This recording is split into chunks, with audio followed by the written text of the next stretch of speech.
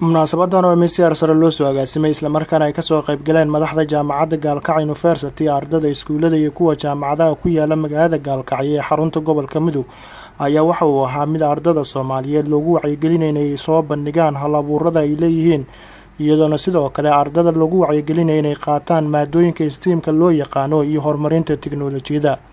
munaasabada ayaa waxaa soo qaban qaabiyay Somali STEM Organization qaybta Galmudug iyadoona intii ay socotay munaasabada ardayda iyo kuwa dugsiyada sare ay soo bandhigeen hal-abuuro ay sameeyeen kuwaas oo ay aad ugu farxeen dadkii ka soo qayb galay. Cabdiraxmaan Cabdi Axmed oo ka socday Somali STEM Organization qaybta Galmudug ayaa waxa uu faahfaahin ka bixiyay hadafka loo asaasay ururkani.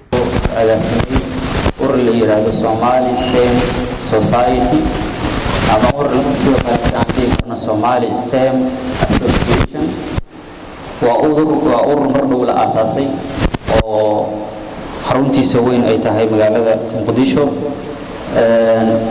waxa barnaamijkan madax ka ah Muqdisho ayaa u dambaysa oo maalinta bari aan ugu soo foolay ka dhici doono. sidoo kale hore uu soo dhacay magaalooyinka Laascaanood, Boosaaso, Beledweyne, Kismaayo iyo Baydhabo iyo gudoomiyaha jaamacadda Gaalkacyo University Professor Abdulqaadir Maxamed Shirwac ayaa soo dhaweeyay wadahgalka cilmiga hoos loo galay wuxuu keenaa aqoon fara badan inay adduunka ku soo korodho haddii dhanka wanaagsan looga faa'iideysana ay waxtar weyn u leedahay. dunida saddexaad oo aan ka mid ka nahay kasii dabayaal baanu dabanaa yani dadkii horay ugu maray technology-ga ayaanu daba soconnaa.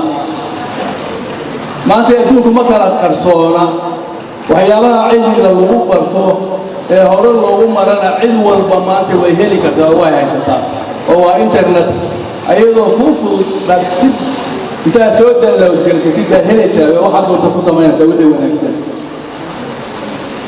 Dr. Hebel wuxuu soo saaray injineer Hebel wuxuu soo saaray oo dhan baa gurigaaga si fudud ugu helaysaa.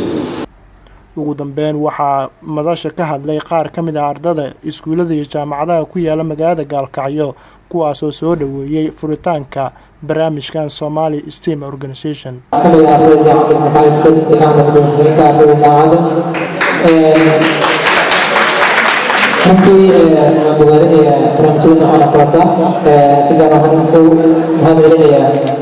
Somali STEM Society barnaamijyada waxaan aqoontaa way u baahan tahay aqoon tartiib waxaa qaadan anaga fiirinaana laakiin waxay u baahan tahay si practical ah dadka inay sameeyaan.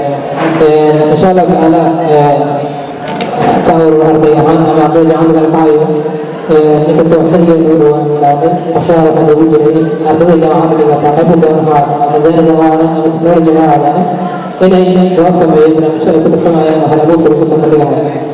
runtii waxay tahay marka waxaan ilaa ay meeshaan ka bilaabay